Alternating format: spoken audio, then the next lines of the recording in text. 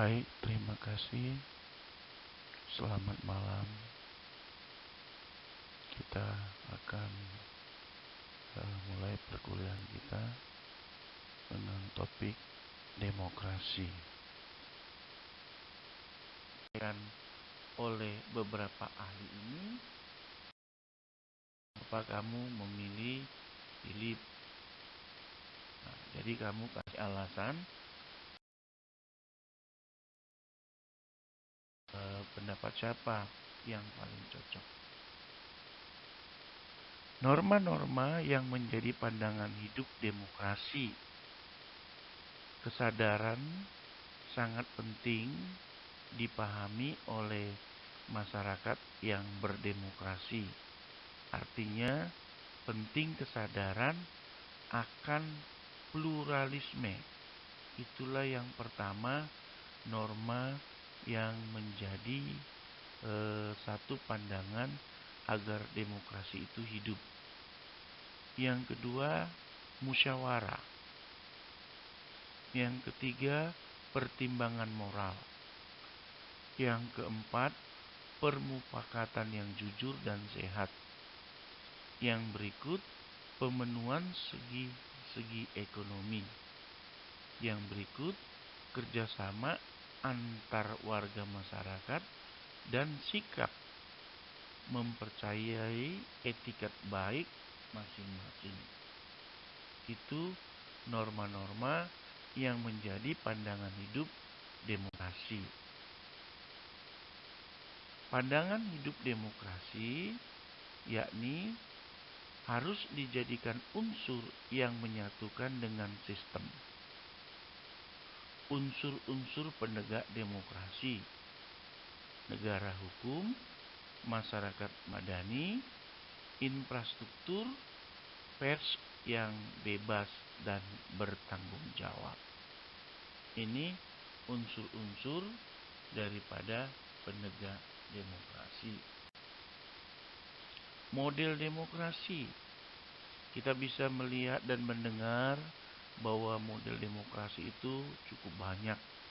Mulai demokrasi liberal, demokrasi terpimpin, demokrasi sosial, demokrasi partisipasi, demokrasi langsung, dan masih banyak lagi model-model demokrasi yang lain. Parameter negara demokrasi. Kalau ditanya parameter demokrasi ada 3.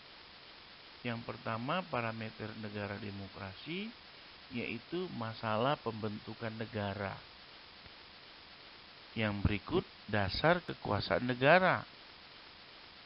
Yang berikut, masalah kontrol rakyat. Jadi di parameter negara demokrasi, kontrol rakyat itu termasuk salah satunya. Yang berikut, perkembangan demokrasi di Indonesia. Kalau kita bicara tentang demokrasi di Indonesia, kita bisa melihat perkembangannya mulai dari demokrasi parlementer 45 sampai 59, demokrasi terpimpin 59 sampai 65, demokrasi Pancasila 65 sampai 98, demokrasi dalam orde reformasi 98 sampai sekarang, demokrasi Pancasila masa orde baru. Itu bisa kita sejajarkan dengan masa 66 sampai turunnya Soeharto. Demokrasi Pancasila masa orde baru. Pada masa orde baru, demokrasi hanya sebagai retorika dan gagasan, belum sampai pada tataran praksisi atau penerapan. Sebab praktek kenegaraan dan pemerintahan pada masa ini tidak memberikan ruang bagi kehidupan demokrasi.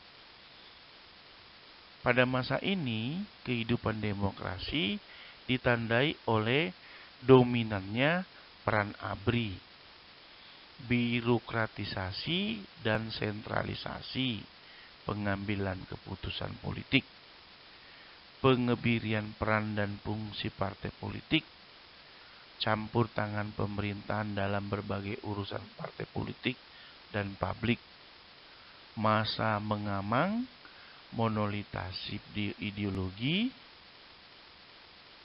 negara, inkorporasi lembaga non-pemerintahan.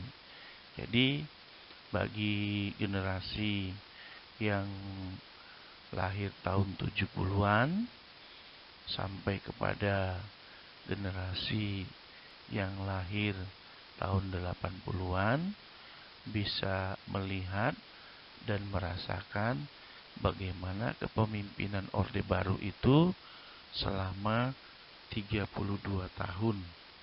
Kita bisa merasakan bagaimana demokrasi di Indonesia hari ini. Terima kasih. Tuhan Yesus memberkati. Tentang demokrasi